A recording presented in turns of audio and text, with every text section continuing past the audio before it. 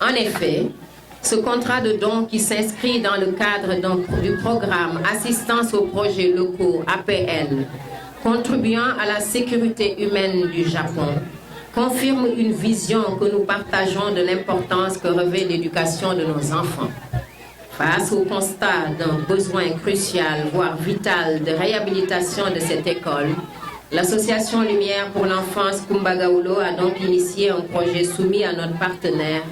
l'ambassade du Japon, qui a accepté de nous accompagner par un don de 70 000 € qui permettra, sur une durée de 2 mois, la réhabilitation de 12 salles de classe, la réfection de la bibliothèque, de la salle des professeurs et des toilettes et l'aménagement du cadre de vie.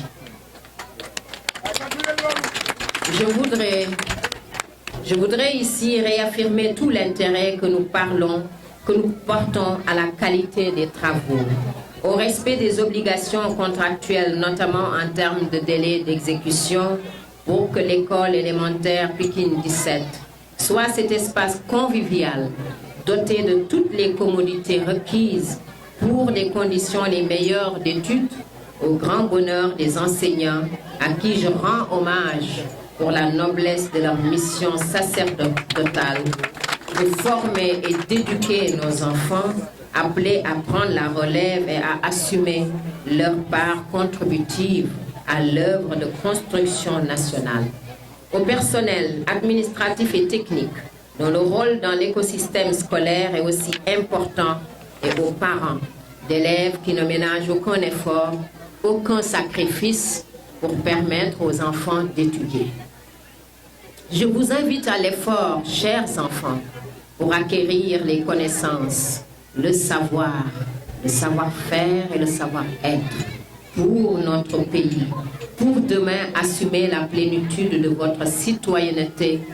au service de notre pays. Honorez vos parents et enseignants pour les immenses sacrifices consentis. Travailler et vivre décemment et dans les conditions les meilleures. C'est notre souhait, c'est notre espoir, c'est aussi notre conviction que les défis multiples qui jalonnent la voie pour le développement peuvent être relevés. L'actualité récente et en cours le confirme et je voudrais saluer la maturité du peuple sénégalais qui vient d'écrire une nouvelle page de son histoire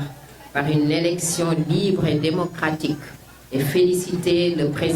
nouveau président de la République, son Excellence Bassirou Diomaye Faye, et lui souhaiter plein succès dans l'accomplissement